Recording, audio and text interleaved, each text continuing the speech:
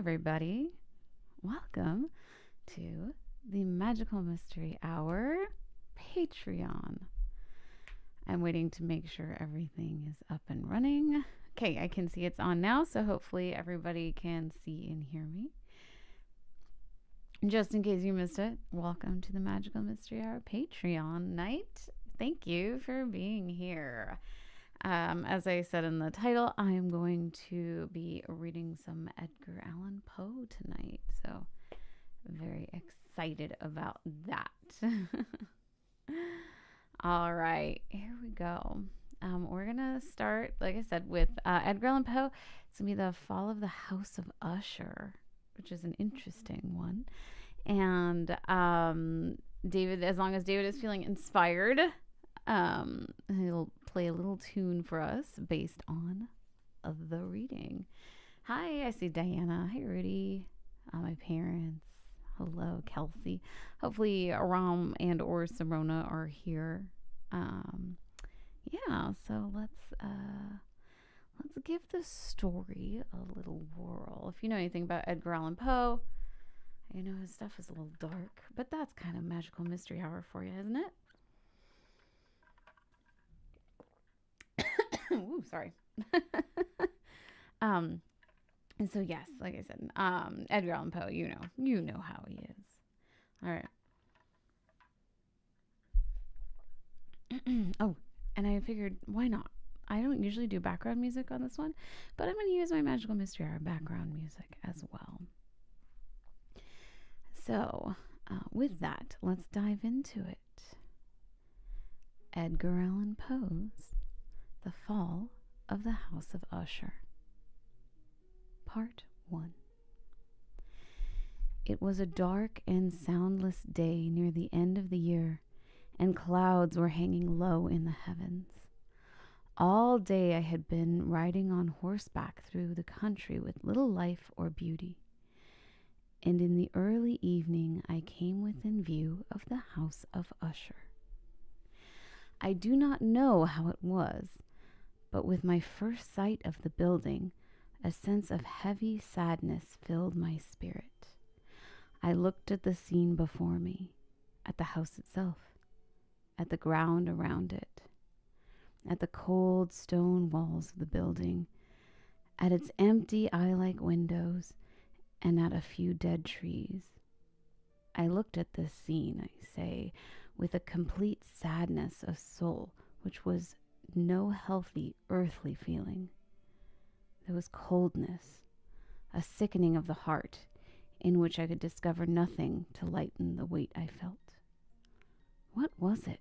I asked myself. What was it that was so fearful, so frightening in my view of the house of Usher? This was a question to which I could find no answer. I stopped my horse beside the building on the edge of a dark and quiet lake. There, I could see reflected in the water a clear picture of the dead trees and of the house and its empty eye-like windows. I was now going to spend several weeks in this house of sadness, this house of gloom. Its owner was named Roderick Usher. We had been friends when we were boys, but many years had passed since our last meeting. A letter from him had reached me, a wild letter which demanded that I reply by coming to see him. He wrote of an illness of the body, of a sickness of the mind, and of a desire to see me, his best and indeed his only friend. It was the manner in which all this was said, it was the heart in it, which did not allow me to say no. Although as boys we had been together, I really knew little about my friend. I knew, however, that his family was a very old one, had long been famous for its understanding of the arts and for many quiet acts of kindness to the poor. I had learned, too, that the family had never been a large one with many branches. The name had passed always from the father to the son, and when people spoke of the house of Usher, They included both the family and the family home. I again looked up from the picture of the house reflected in the lake to the house itself. A strange idea grew in my mind. An idea so strange that I tell it only to the show of the force of the feeling which laid that weight under me. I really believed that around the whole house and the ground around it, the air itself was different. It was not the air of heaven. It rose from the dead, decaying trees, from the gray walls and the quiet lake. It was a sickly, unhealthy air that I could see slowly moving, heavy and gray, shaking off from my spirit what must have been a dream. I looked more carefully at the building itself. The most notable thing about it seemed to be its great age. None of the walls had fallen, yet the stones appeared to be in the condition of advanced decay. Perhaps the careful eye would have discovered the beginning of a break in the front of the building, a crack making its way from the top down the wall until it became lost in the dark waters of the lake. I rode over a short bridge to the house. A man who worked in the house, a servant, took my horse, and I entered. Another servant, of quiet sleep, led me without a word through the many dark turnings to the room of his master. Much that I met on the way added, I do not know how, to the strangeness of what I had already spoken. While the objects around me, the dark wall coverings, the blackness of the floor, and the things brought home from long-forgotten wars, while these things were all that I had known since I was a baby, and while I admit that this was only what I had expected, I was still surprised at the strange ideas which grew in my mind from these simple things. The room I came into was very large and high. The windows were high and pointed at the top, and so far above the black floor that they were quite out of reach. Only a little light, red in color, made its way through the glass, and served to lighten the nearer and larger objects. My eyes, however, tried and failed to see into the far high corners of the room. Dark coverings hung upon the walls. The many chairs and tables had been used for a long, long time, and books lay round the room, but could give it no sense of life. I felt sadness hanging over everything. No escape from this deep, cold gloom seemed possible. As I entered the room, Usher stood up from where I had been lying and met me with a warmth which at first I could not believe was real. A look, however, at his face told me every word he spoke was true. We sat down, and for some moments, while he said nothing, I looked at him with a feeling of sad surprise. Surely no man had ever before changed as Roderick had. Could this be my friend of early years? Is it true that his face had always been unusual? He had gray-white skin, eyes large and full of light, lips not bright in color, but of a beautiful shape. A well-shaped nose, hair of great softness, a face that was not easy to forget. And now, the increase in the strangeness of his face had caused so great a change that I almost did not know him. The horrible white of his skin and the strange light in his eyes surprised me and even made me afraid. His hair had been allowed to grow, and in its softness it did not fall around his face, but seemed to lie upon the air. I could not, even with an effort, see my friend, the appearance of a simple human being. In his manner, I saw at once changes came and went. I soon found that this resulted in his attempt to quiet a very great nervousness. I had indeed been prepared for something like this, partly by his letter and partly by remembering him as a boy. His actions were first too quick and then too quiet. Sometimes his voice, slow and trembling with fear, quickly changed to strong, heavy, carefully spaced, too perfectly controlled manner. It was in this manner that he spoke of the purpose of my visit, of his desire to see me, and the deep delight and strength he he expected me to give him. He told me what he believed to be the nature of his illness. It was, he said, a family sickness, and one from which he could not hope to grow better. But it was, he added at once, only a nervous illness which would no doubt soon pass away. It showed itself in a number of strange feelings. Some of these, as he told me them, interested me, but were beyond my understanding. Perhaps the way in which he told me of them added to their strangeness. He suffered much from a sickly increase in the feelings of all the senses. He could eat only the most tasteless foods. All flowers smelled too strongly for his nose. His eyes were hurt by even a little light, and there were few sounds which did not fill him with horror. A certain kind of sick fear. He was completely his master. I shall die, he said. I shall die. I must die of this fool sickness in this way, this way that no other. I shall be lost. I fear what will happen in the future, not for what happens, but for the result of what happens. I have indeed no fear of pain, but only fear of its result, of terror. I feel that the time will soon arrive when I must lose my life and my mind and my soul together in some last battle with this horrible enemy. Fear. Part 2. Roderick Usher, whom I had known as a boy, was now ill and had asked me to come help him. When I arrived, I felt something strange and fearful about the great old stone house, about the lake in front of it, and about Usher himself. He appeared not like a human being, but like a spirit that had come back from beyond the grave. It was an illness, he said, from which he would surely die. He called his sickness fear.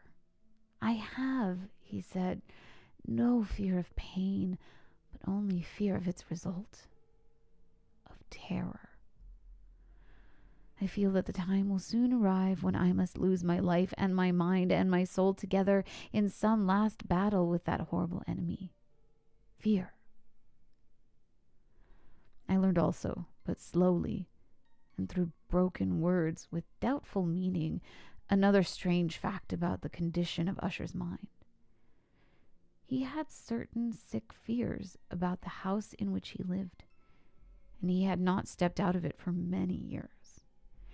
He felt that the house, with its gray walls and the quiet lake around it, had somehow, through the long years, gotten a strange hold on his spirit. He said, however, that much of the gloom which lay so heavy on him was probably caused by something more plainly to be seen, by the long-continued illness, indeed, the coming death, of a dearly loved sister, his only companion for many years. Except for himself, she was the last member of his family on earth.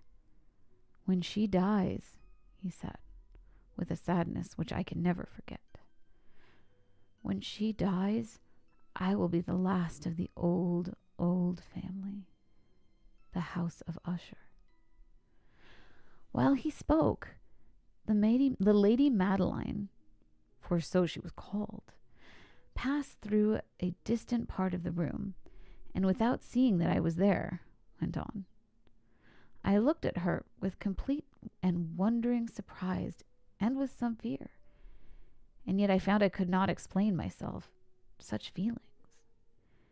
My eyes followed her. When she came to a door and it closed behind her, my eyes turned to the face of her brother. But he had put his face in his hands, and I could see only the thin fingers through which his tears were flowing were whiter than ever before. The illness of the Lady Madeline had long been beyond the help of her doctors. She seemed to care about nothing. Slowly, her body had grown thin and weak, and often for a short period she would fall into a sleep like the sleep of the dead. So far she had not been forced to stay in bed, but by the evening of the day I arrived at the house, the power of the destroyer, as her brother told me that night, was too strong for her. I learned that my one sight of her would probably be the last I would have, that the lady, at least while living, would be seen by me no more. For several days following, her name was not spoken by either Usher or myself, and during this period I was busy with the efforts to lift my friend out of his sadness and gloom. We painted and we read together, or we listened, as if in a dream, to the wild music he played. And so, as a warmer and more loving friendship grew between us, I saw more clearly the uselessness of all the attempts to bring happiness to a mind from which only darkness came, spreading upon all objects in the world its never-ending gloom. I shall always remember the hours I spent with the master of the House of Usher. Yet, I would fail in any attempt to give him the idea of the true character of the things we did together. There was a strange light over everything. The paintings which he made me tremble, though I know not why. To tell of them is beyond the power of a written word. If ever a man painted an idea, that man was Roderick Usher. For me, at least, there came out of his pictures a sense of fear and wonder. One of these pictures may be told, although weakly, in words. It showed the inside of a room where the dead might be placed, with low walls, white and plain. It seemed to be very deep under the earth. There was no door, no window, and no light or fire burned, yet a river of light flowed through it, filling it with a horrible, ghastly brightness. I have spoken of that sickly condition of the senses, which made most music painful for Usher to hear. The notes he could listen to with pleasure were very few. It was this fact, perhaps, that made the music he played so different from most music. But the wild beauty of his playing could not be explained. The words of one of his songs, called The Haunted Palace, I have easily remembered. In it I thought I saw, and for the first time, that Usher knew very well that his mind was weakening. This song told of a great house where a king lived, a palace in a green valley, where all the light and color and beauty in the air was sweet. In that palace were 2 bright windows through which people in that happy valley could hear music and could see smiling ghosts, spirits, moving around the king. The palace door was of the richest materials, in red and white. Through it came other spirits whose only duty was to sing in their beautiful voices, and how wise their king was. But a dark change came. The song continued, and now those who enter the valley see through the windows, in a red light, shapes that move to broken music, while through the door, now colorless, a ghastly river of ghosts, laughing but no longer smiling, rushes out forever. Our talk of this song led to another strange idea in Usher's mind. He believed that plants could feel and think, and not only plants, but rocks and water as well. He believed that the gray stones of his house and the small plants growing on the stones and the decaying trees had a power over him that made him what he was.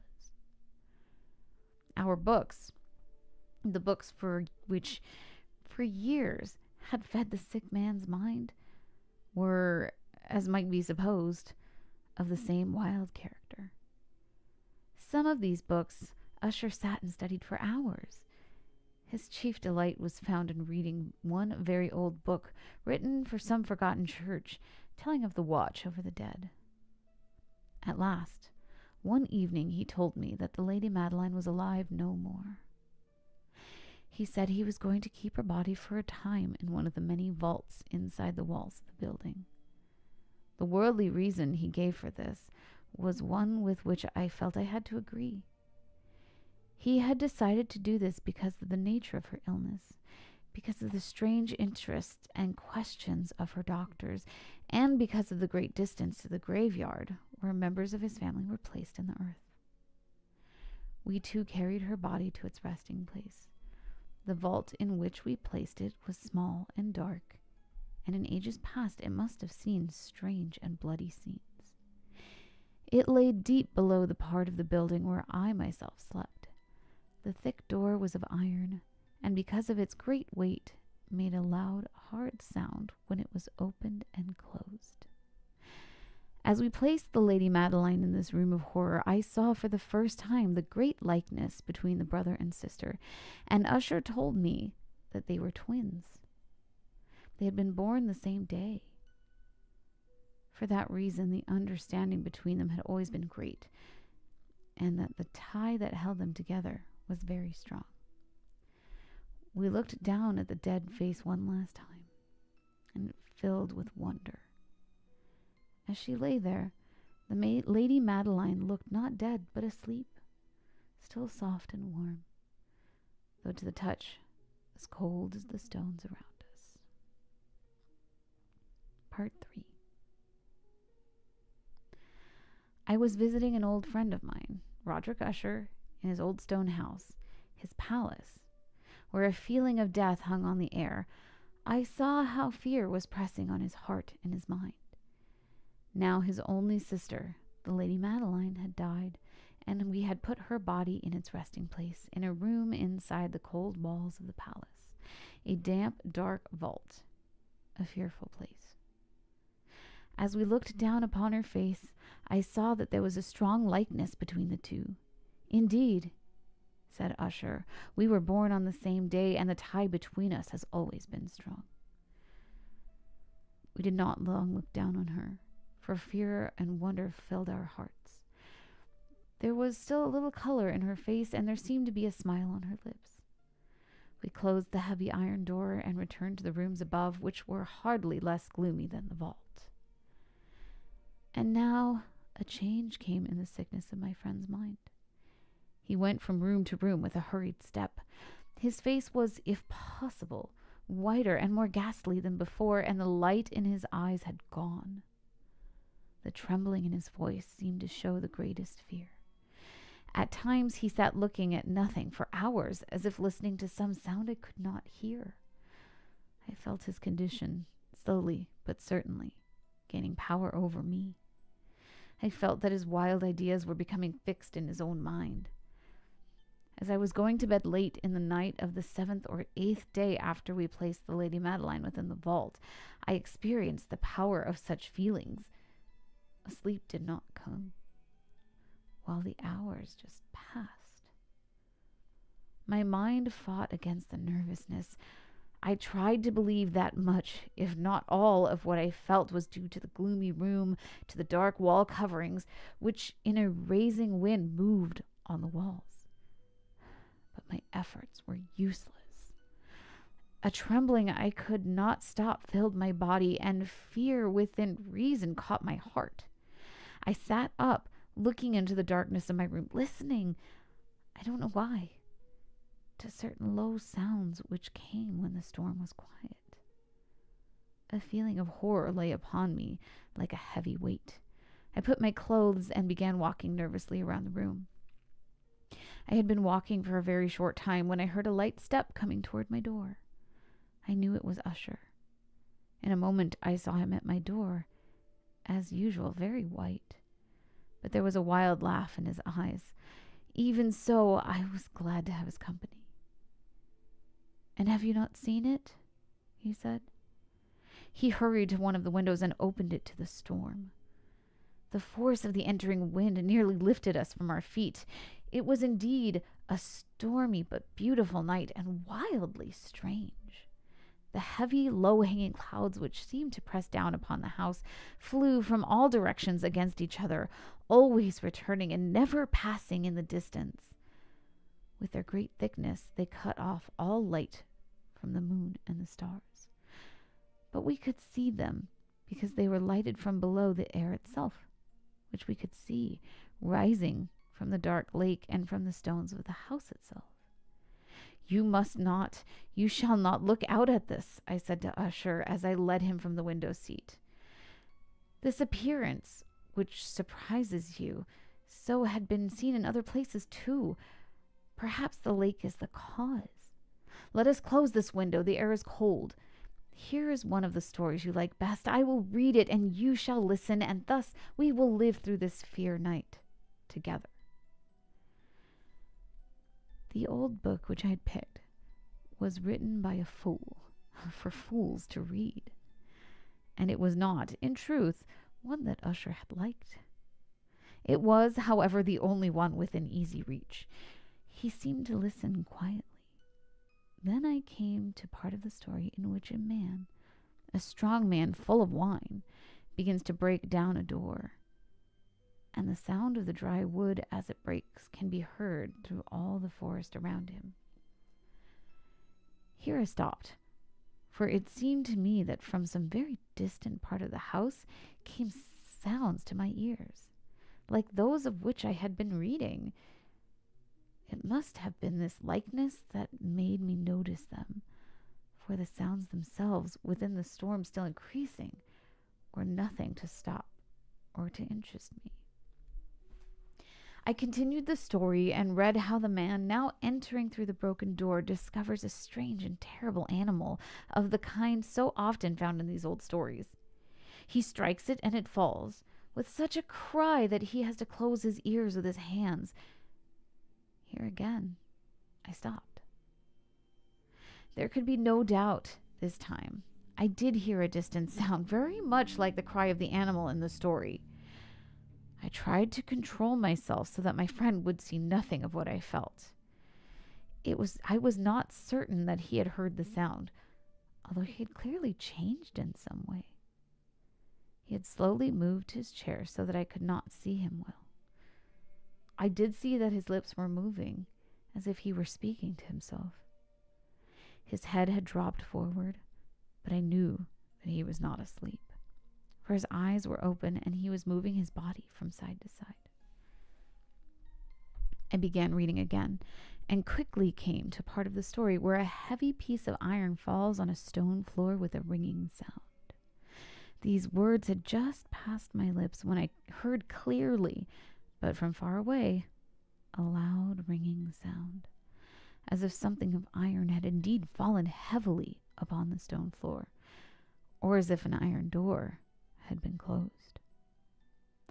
I lost control of myself completely and jumped up from my chair.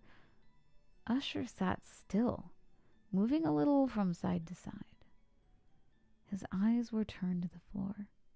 I rushed to his chair. As I placed my hands on his shoulders, I felt that his whole body was trembling. A sickly smile touched his lips. He spoke in a low, quick, and nervous voice, as if he did not know I was there. Yes, he said, I heard it. Many minutes, many hours, many days have I heard it, but I did not dare to speak. We have put her living in the vault. Did I not say that my senses were too strong? I heard her first movements many days ago, yet I did not dare to speak, and now that story. But the sounds were hers. Oh, where shall I run? Is she coming to ask why I put her there too soon? I hear footsteps and stairs. I hear heavy beating of her heart.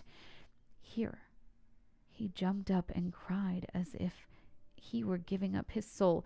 I tell you, she now stands at the door. The great door to which he was pointing now slowly opened. It was the work of the rushing wind, perhaps, but no. Outside that door a shape did stand, the tall figure in its grave clothes of the Lady Madeline of Usher. There was blood upon her white dress, and the signs of her terrible efforts to escape were upon every part of her thin form. For a moment she remained trembling at the door. Then, with a low cry, She fell heavily in upon her brother. In her pain, as she died at last, she carried him down with her, down to the floor. He too was dead, killed by his own fear. I rushed from the room. I rushed from the house. I ran. The storm was around me in all of its strength, and I crossed the bridge. Suddenly, a wild light moved along the ground at my feet, and I turned to see where it could have come from, for only the great house and its darkness were behind me. The light was that of the full moon, of a blood-red moon, which was now shining through that break in the front wall, that crack which I thought I had seen when I first saw the palace. Then only a little crack. It now widened as I watched. A strong wind came rushing over me. The whole face of the moon appeared. I saw the great walls falling apart. There was a long and stormy shouting sound, and the deep black lake closed darkly over all that remained of the house of Usher. And that is the end of our story, The Fall of the House of Usher. My buttons are not working, so there's no applause, but there we go. I hope you all enjoyed that. I did forget to mention it. Well, it is a public viewing tonight, so you see lots of faces that we don't notice. Hi, Emily. Emily, what is this like little number one thing? What is that? I can't tell. Next to Emily's name, there's a little thing. Anyway, so yay. So like, welcome to our Vaudacity friends who have never been at a Patreon show before. So that's what we do. It's usually once a month, although the last, several months when we've been kind of off Magical Mystery Hour, we have not had our Patreons, but this is what we do. We usually read a story of some kind, and then what happens after that, you'll see next. So I'm going to have David, I can see when he's ready. I'm going to have David come on. We'll talk a little bit about the story. Sometimes he has some thoughts. Sometimes he'll just play a song. But he's going to improvise a song based on what we've seen. Or what we've heard, sorry. And so it's pretty cool. So you also get original music as well on these Patreon nights. So very exciting. Just waiting for him to be ready. So what do you guys think, though? What do you guys think of that story? I love Edgar Allan Poe and his, I love his pacing. Like, it does, yeah,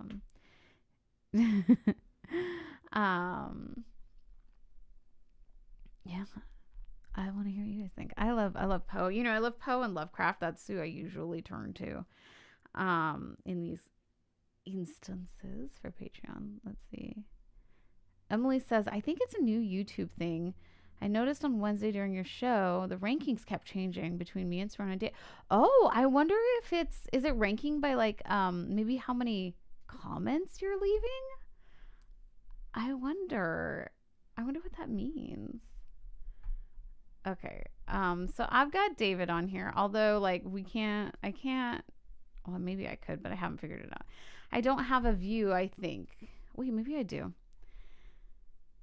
Let's see. I'm here. Can you hear me? I can hear you. Let's see. Oh, okay. Could you scoot forward towards the keyboard? I'm not getting any audio. Oh, yeah, that's right. You can't hear me. Maybe you want to open the door so I can hear you? Yes, hang on one second. Wait, there we go. Hang on, let me get David. Okay, hang on. Oh, you know what? I think I'm just muted. Hang on. Oh, yeah, it does say you're muted. You guys, it's been a little bit since I've done the Zoom guest thing. Okay, can you hear me now? Oh, you don't have headphones on. Oh, there we go. Okay, can you scoot forward towards the keyboard for this part while we're talking, so people can see you on the. No, I'm gonna. There we go. How's that? Oh, better.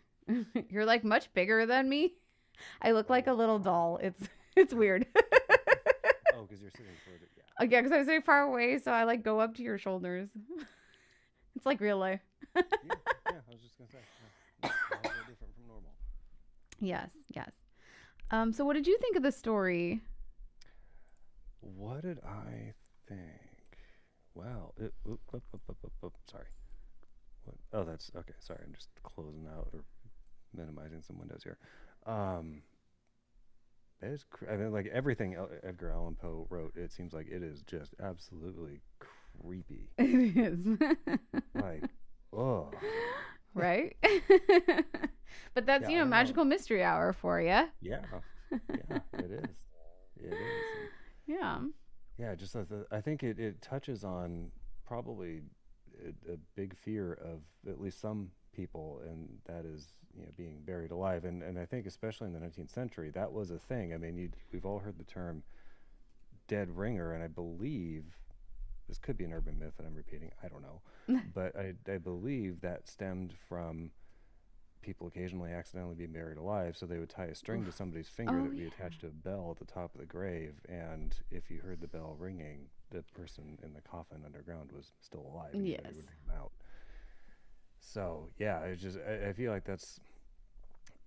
that is probably one of Edgar Allan Poe's one of the elements of his genius is that he's able to create and craft a story that's compelling to read or to listen to, and it also touches on this really deep-seated fear that a lot of people have. Yeah. And And also, like, to me, like, also being the last of your line. And yeah, there's a lot that people had to worry yeah, about. I mean, and all the tension could have been diffused in that final scene if the narrator just said, sucks to be you, but he didn't. He Dummy. didn't. He did not. He was, but I am starting to notice that the more of these stories that you read of Poe, I'm starting to notice feels like some common threads between Hmm. them.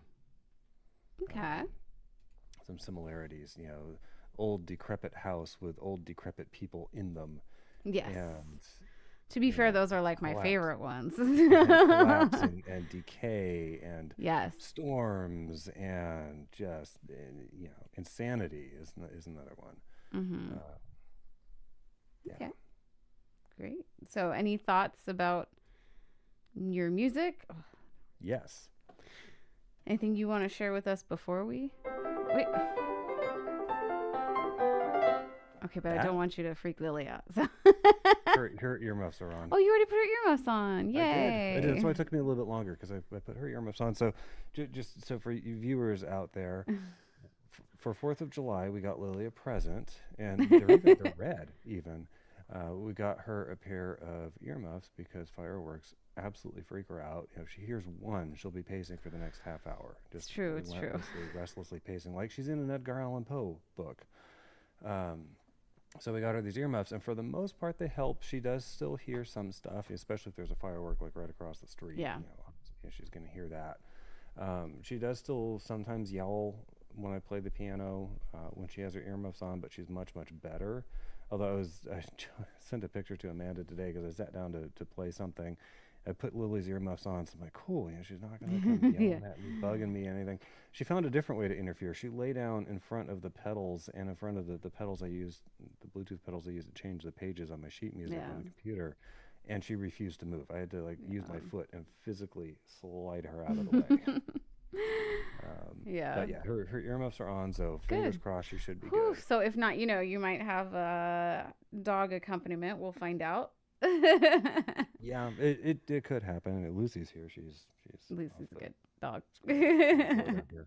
But she's fine. She doesn't Yeah. do anything other than scratch herself and jingle her collar. Yeah. Usually at the quiet parts. That's when she does it. Yeah. Great. Well, again, for those of you guys who are here for the first time, David, if you weren't here a few minutes ago, David is going to improvise now a piece of music Wait, what? based on the fall of the House of Usher, which is pretty cool. Also, oh no, I was just about to say something else. Hold on. Oh, Diana says, I wish we had something we could read along with you. Actually, you can. The stories that I pick are all in public domain. The stories Right. I pick are all in public domain. So you could look up the story as well. These are all available online. Edgar Allan Poe and H.P. Lovecraft are both in public domain at this Oh point. yeah. If Saron and Rom are watching, look what I got on. Yeah, yay. All right, well, I will let you get to it. Have Okay. fun. Let me make All sure. right. I will tell you when the camera's for sure on you. Okay. Just make sure it looks fine. Oh, Okay. do you want let me switch cameras and just make sure Yeah. we're all good. Yeah, we good? Okay. Well, I don't know why. I'm wondering if it just wasn't working. The little not that it matters. It's just gray around you instead of the little boxes, but that's okay. Oh no, he's gray. All right, here we go. Let's hear some original music. David Benjamin. Okay. All right, guys. So I jotted some very sparing notes. I used to take copious notes when she would read these stories and try and like recreate the whole story in music, and that's a lot of work. And so I thought, I'd rather go with just sort of general feeling. I jotted a few notes down of like the ideas I had as she was reading. We'll see what happens. I chose in advance as I was listening to the story. I normally will start playing whatever key sort of strikes my fancy, but in advance, I chose the key of E flat minor, which is here. It's a very, very dark, heavy, brooding sounding key, and that's why I really like it. So here we go. Fall of the House of Usher in improvised music form.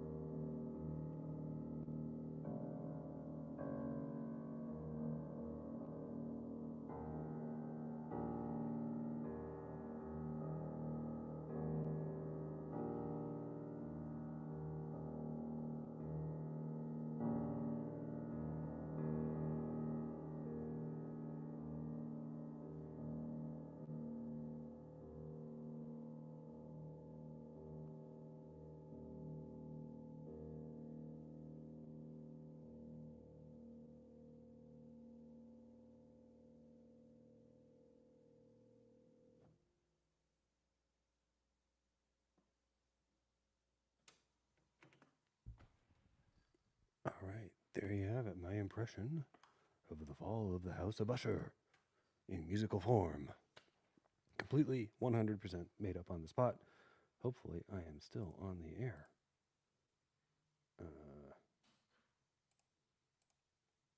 Where is the Zoom?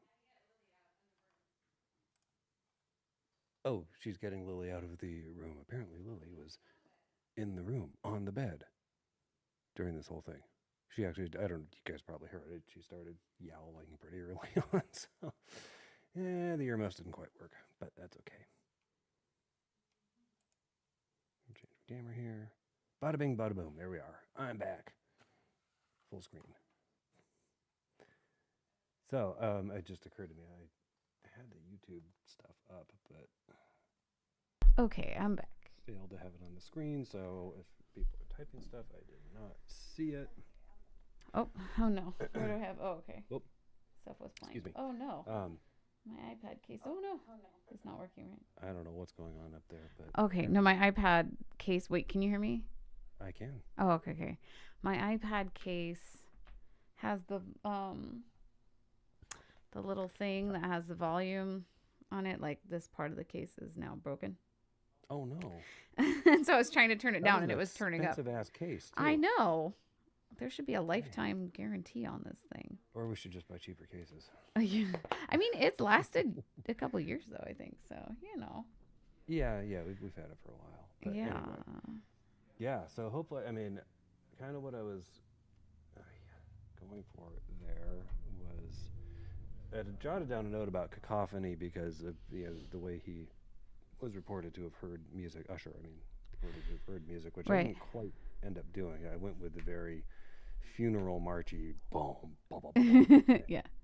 In the bass, and just decided it's like, no, that sounds really cool. I want to keep that as a common thread, both rhythmically and thematically, I guess. Yeah. And so, yeah, I was just trying to illustrate, kind of the general feeling in some of the events in the story, the final craziness, the storm, the collapse of the house, the I was trying to simulate, water filling in over the house, and then just this still lake. Yeah. That's left with no hint that there is anything there. Very cool. Yeah, I like Very that. cool stuff. We have a new viewer, Jared, I think. Well, hello, Jared. Jared, I want to know where you're from, because your last name is very German. To me, anyways. I could be very wrong. To me, it looks very German. But are you from there? Are you here in the States? I always like to know where people are from. And welcome. So yeah, that was really cool. So that's one thing I love about like the Patreon nights is that we get, like I said, original music. We get a story, and then original music to go with it. So, yay. Yeah. Yeah. But when I feel so inspired, she's had a story or it was two only where I'm one, like, I think. I think it was nothing. just the we tried the Edgar Allan Poe, because Edgar Allan Poe did a thing where he was like Arthur Conan Doyle before Arthur Conan Doyle. Oh yes, that's right. And so it's cool. The stories are cool, but they're so Edgar Allan Poe's detective stories are like meticulous. Yeah, well, and I think he was the one that inspired Sir Arthur Yeah, Conan Doyle, I think so. right, I don't know if it was Sherlock directly Holmes inspired or not, but for sure. But yeah, it was very meticulous, and like here are the details that happened. and it was very dry. There wasn't a lot of emotion. That's what I mean. To it. And I think that that's what I need to draw on for an effective improv. Is that there's got to be this feeling that you get from it, whatever that might be. It's probably not going to be happy. I don't think happy was in his general lexicon. No.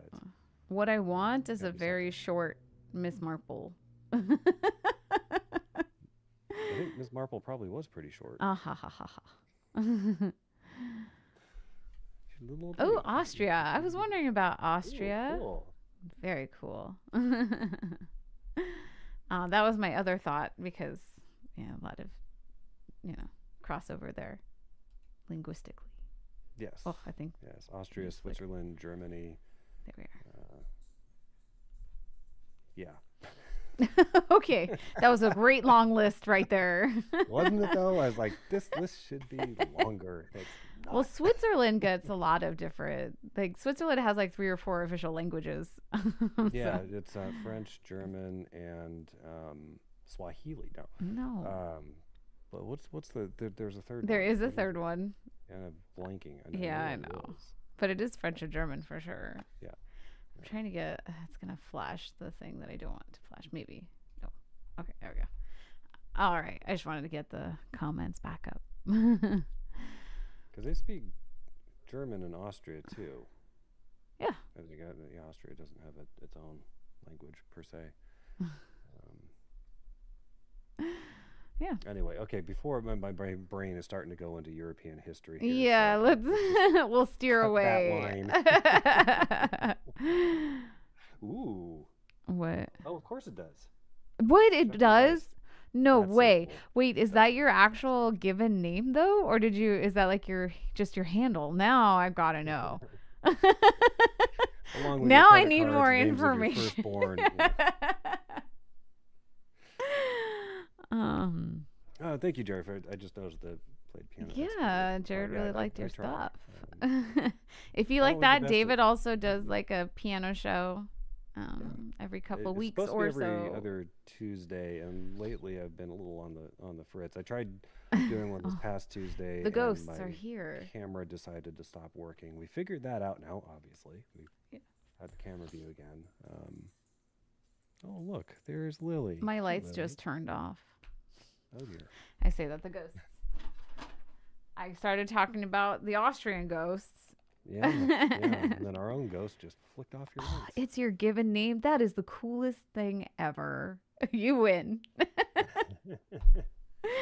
So yeah, like I said, we're gonna have a magical mystery hour. We're hoping it's this week. I will make you a promise, just in case, because our both of our schedules at the last minute sometimes go a little haywire, especially Paul with all of the auditions and things that they do. So, but the plan is to do this week or possibly next week for the full magical mystery hour show. And if you're watching tonight, then the theme, because you can know the theme before we put it up there. As far and like unless Paul decides to change his, but the theme is going to be vanished. So we did that one before, and it's so cool. I love these kind of stories where you just don't know what happens and you get to speculate. So join us, like I said, hopefully this week. Like I said, not next week, but we are on for this month. So Hey, yes. you know what kind of sea creature vanishes? Uh-oh. A poof-er-fish. Oh. That is not the kind of thing you get on the Magical Mystery Hour. Just so you know. It's much more Edgar Allan Poe. And here's what happened next. And less. Less of this. As you know, also, again, in case you're new here, my co-host, whose name is on the screen at the bottom, is Not Paul me. Carganilla. Yes. Well, thank you, Emily. I like the hat too. Yes.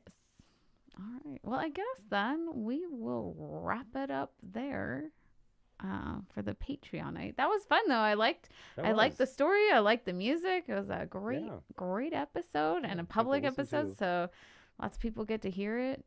Yeah, no, it was really cool. That was fun. And if We you should want to do that join our again sometime. Patreon, it's patreon.com/the magical mystery hour. You can pay anything you want and join after that you can join our little chat on Facebook and find out when all of these particular shows are. Sometimes we haven't done that in a while, but maybe we should do that soon, is ask our Patreon people what kind of show you want to see, like what you want the theme to be. Sometimes we do that. Sometimes I'll even ask for topic ideas, like what do you want to hear? So if you want to join our Patreon, you can go and do that. So, yay. Please join. You won't Yeah. regret it. If not, just watch Magical Mystery Hour. So set your alerts on YouTube, and you can be alerted. Yeah, I'll have my normal show on Wednesday. I should. The theme for my show is rain songs. So because I did celestial songs, I did sunny songs. Now I'll do some rainy songs. So I've had like, what was it? Rainy days and Mondays. Raindrops keep falling on my head. Purple Rain. Purple rain. And I just there's like the another one melody. I just thought of today that I can't remember right now. But oh no, I just did that. I said CCR just said, I want to know, have you ever seen the rain? Right? Love that one. So yeah, let me know. You Ooh, can, ooh. what? No, that's a piece by Chopin. Never mind. The Raindrop Prelude. Drip, drip, drop, little April flower. Hey. Little Oh, Bambi that for reminds you. me. I had a CD once. I think I still have it. Not the CD, Oh. but the music from it. It was Disney tunes, and the guy. It was like his musical PhD dissertation or something. But he had recomposed them as though in the style of various different composers, and he did that particular song in the style of Handel, and it was on a harpsichord, and it Oh, was wow. amazing. Good. It was like it's such a perfect instrument for that tune, and the way it was written was just absolutely brilliant. I was like, huh, that's really cool. Anyway, Yeah. I'd All say look it up, right. but I can't remember what it was called. So Oh, my mom wants to know teardrops count as rain. I don't know. So I've been keeping it natural. well, I mean, if you're a bug, teardrops probably seem like rain. I'll think about So it. I could do just the saying. Shift teardrops your on my perspective. guitar. He's the reason for the teardrops on my guitar. Yeah. Rainish. So I keep thinking I know rain-ish. I'll keep Rain thinking about it. adjacent. Right? Yeah, that is rain adjacent. Like also what was it? Foolish Games. I always think about rain because oh yeah, Set Fire to the Mm, Rain was another one. yeah, I always think of rain because when we did it together, we did the little like I put all the rain images in. that's right. Yes, So you did. I always think that has something to do with rain. Even though there's no mention of I don't rain in think the so. song, right? I don't remember. I'll have to look at There it might, again. well, there might have been like just in very much in passing with maybe, but I don't remember for sure. I'll have to look. All right. Yeah, rainy days on Mondays for sure. All right, but like I said, we'll finish up there. Like I said, that was a really fun show. I liked it. I love this. Like I said, love the story, love the music. It was all spot on. All Thanks for right. having me. Well then, I will see you all on Wednesday, hopefully, on my show. And like I said, hopefully Thursday we'll be back with Magical Mystery Hour as long as we're both up and ready to go. We will keep you informed, but if you are not in their Patreon chat, if you're not on our Facebook page, if you're not on our Instagram, all of those of Vaudacity, then go ahead and set the alerts so you can see when all the shows happen on YouTube. I'm Okay. going to sign off by quoting The Haunted Mansion, which seems appropriate for this type of show, and I'll see you all a little later. All right. Well, then, good night, everybody. I will see you very soon.